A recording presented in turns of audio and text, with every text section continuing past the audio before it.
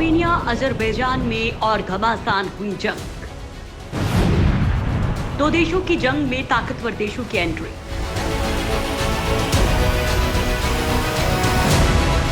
दोस्तों, अभी तक लग रहा था कि दुनिया में तीसरा विश्व युद्ध चीन और अमेरिका के युद्ध के साथ शुरू होगा, जिसमें भारत भी शामिल होगा।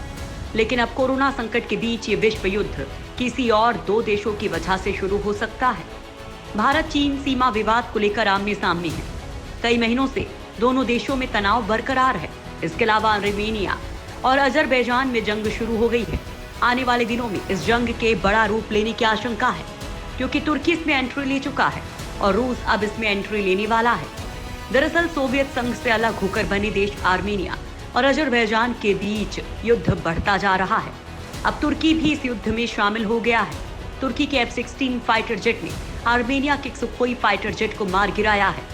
आर्मेनिया के रक्षा मंत्रालय ने इस हमले की पुष्टि की है। इस हमले में आर्मेनिया के पायलट की मौत तो हो चुकी है। आर्मेनिया का दावा है कि इस F-16 फाइटर जेट ने अजरबैजान की सीमा से उड़ान भरी।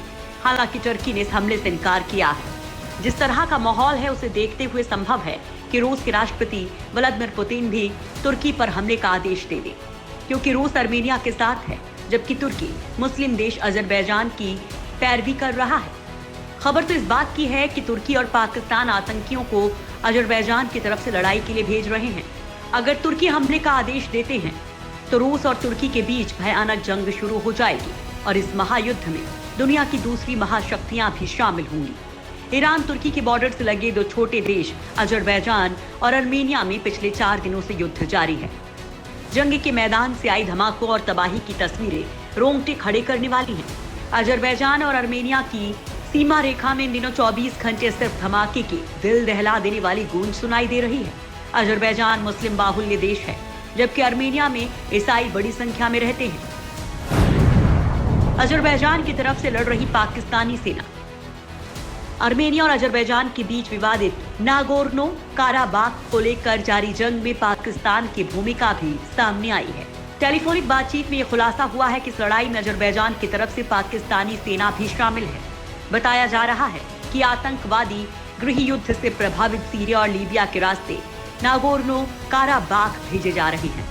खबरों के मुताबिक इन आतंकवादियों को मुस्लिम देश अजरबैजान के पक्ष में ईसाई देश आर्मेनिया से युद्ध के लिए काफी पैसा दिया जा रहा है। अजरबैजान की मदद के लिए तुर्की ने सीरिया के विद्रोहियों को भेजना शुरू कर दिया है। मॉस्को में आर्मेनिया के राजदूत ने कहा कि तुर्की ने उत्तरी सीरिया से लगभग 4000 लड़ाकों को अजरबैजान भेजा है। हालांकि अजरबैजान के राष्ट्रपति इल्हाम अलीयेव के एक सहयोगी ने इस बात से इनकार किया है। आर्मेनिया ने यह भी कहा है कि तुर्की के सैन्य विशेषज्ञ नगोर्नो काराबाख में अजरबैजान के साथ मिलकर लड़ रहे थे, जो कि अजरबैजान का एक पहाड़ी क्षेत्र है जो आर्मेनियाई लोगों की तरफ से चलाया जाता है, और ये कि तुर्की ने ड्रोन और युद्धक विमान उपलब्ध करवाए हैं। रूस और तुर्की के बीच हो सकती है जंग।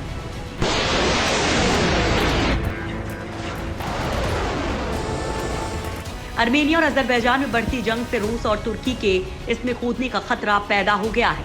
रूस जहां आर्मेनिया का समर्थन कर रहा है, वहीं अजरबैजान के साथ नाटो देश तुर्की और इजराइल है। न्यूयॉर्क टाइम्स की रिपोर्ट के मुताबिक आर्मेनिया और रूस में रक्षा संधि है, और अगर अजरबैजान के ये हमले आर्मेनिया की सरजमी पर होते हैं तो रूस को मोर्चा संभालने के लिए आना पड़ सकता है। उधर आर्मेनिया ने कहा है कि उसकी जमीन पर भी कुछ हमले हुए हैं। उधर अजरबैजान के साथ तुर्की खड़ा है। तुर्की ने एक बयान जारी कर कहा कि हम समझते हैं कि इस संकट का शांतिपूर्वक समाधान होगा, लेकिन अभी तक आर्मेनियाई पक्ष इसके लिए इच्छुक नजर नहीं आ रहा है।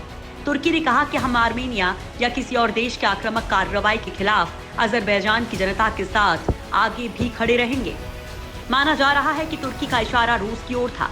दरअसल रूस और तुर्की में पहले ही लीबिया और सीरिया के गृह युद्ध में तलवारें खिंची हुई हैं। इसके बाद भी दोनों देशों के बीच व्यापारिक संबंध बने हुए हैं। तुर्की ने अमेरिका को नाखुश करते हुए रूस से S-400 मिसाइल डिफेंस सिस्टम खरीदा था। उधर तुर्की में बने हमलावर ड्रोन विमान नागोर्नो काराबाख में आर्मेनियाई टैंक्स का शिकार कर रहे हैं। विशेषज्ञों का कहना है कि रूस इसे बर्दाश्त नहीं करेगा और सख्त कदम उठा सकता है। दोनों पक्षों ने सीमा पर सैनिकों को इकट्ठा करना शुरू कर दिया है। आर्मेनिया ने अजरबैजान के 4 हेलीकॉप्टर्स को मार गिराने का दावा किया है।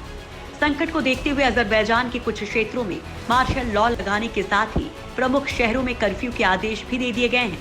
चिंता की बात यह है कि आर्मेनिया और अजरबैजान की इस लड़ाई में रूस, तुर्की, फ्रांस, ईरान और इजराइल के भी शामिल होने का खतरा बढ़ गया है और इसलिए पूरे विश्व को वर्ल्ड वॉर 3 की आहट सुनाई देने लगी है।